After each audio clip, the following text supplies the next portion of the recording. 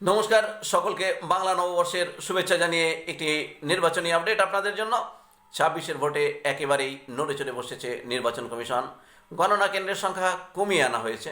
প্রথমে স্থির ছিল ১৬৫টি কেন্দ্রে গণনা হবে, সেই সিদ্ধান্ত থেকে সরে এসে এবার ৮৭টি কেন্দ্রে এই কাজ হবে বলে জানালো নির্বাচন কমিশন।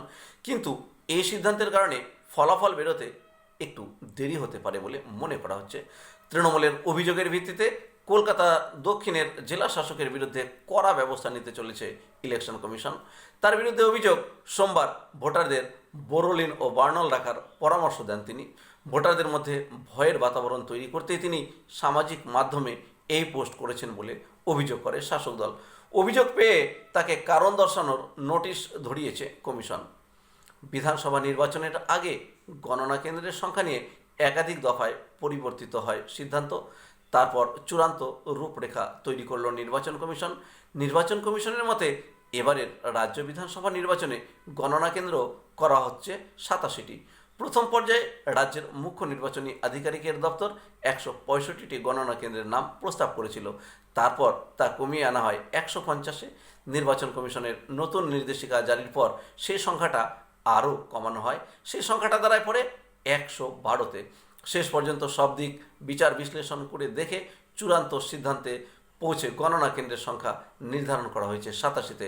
রাজ্যের মুখ্য নির্বাচনী আধিকারিক মনোজ কুমার আগরওয়াল বলেন, ২০২৬ সালের বিধানসভা নির্বাচনে এই ৮৭টি কেন্দ্র থেকেই রাজ্যের ২৯৪টি আসনের ফলাফল ঘোষণা করা হবে। জানা গেছে, নিরাপত্তা, পরিকাঠামো, যোগাযোগ ব্যবস্থা ও গণনার স্বচ্ছতা বজায় রাখার দিকগুলি বিবেচনা করেই এই সংখ্যা নির্ধারণ করা হয়েছে। সোমবার মুখ্য নির্বাচনী আধিকারিকের দপ্তর থেকে সংশ্লিষ্ট সমস্ত নথি নির্বাচন কমিশনের কাছে পাঠানো হয়েছে। অবশ্য এখন অপেক্ষা শুধুমাত্র কমিশনের চূড়ান্ত অনুমোদনের। সেই প্রস্তাব গ্রাহ্য হলেই রাজ্য জুড়ে নির্ধারিত ৮৭টি গণনা কেন্দ্র প্রস্তুত হয়ে যাবে ভোটের ফল ঘোষণার জন্য। অন্যদিকে নির্বাচন কমিশনের দক্ষিণ কলকাতার ডিইও সোশ্যাল মিডিয়ার অ্যাকাউন্টে বোরোলিন সংক্রান্ত এবং বার্নল সংক্রান্ত পোস্টের ক্যাপশন ঘিরে বিতর্ক শুরু হয়েছে। ক্যাপশনে একদিকে ভোটারদের নির্ভয়ে ভোট দেওয়ার আহ্বান জানানো হয়েছে, অন্যদিকে রয়েছে প্রচ্ছন্ন হুমকি। কমিশনের সমাজ মাধ্যমের অ্যাকাউন্টে এহেন পোস্ট ঘিরে শুরু হয়েছে জোর বিতর্ক।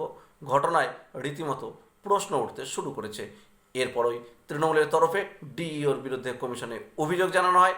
তারপরই তাকে শোকজ করা হয়েছে। পাশাপাশি কর্তব্যে গাফিলতির অভিযোগে সরিয়ে দেওয়া হয়েছে বেলডাঙ্গার আইসিকে। কয়েকদিন আগেই বেলডাঙ্গার এসডিপিকেও পদে বদল করে কমিশন, এবার আইসিকেও বদল করা হলো। অর্থাৎ ২৬-এর ভোটে একেবারেই স্বচ্ছভাবে পরিচালনা করতে চায় নির্বাচন কমিশন, যাতে কোনো প্রকার অপ্রীতিকর ঘটনা না ঘটে। ধন্যবাদ। চ্যানেলটি সাবস্ক্রাইব করে সঙ্গে থাকবেন।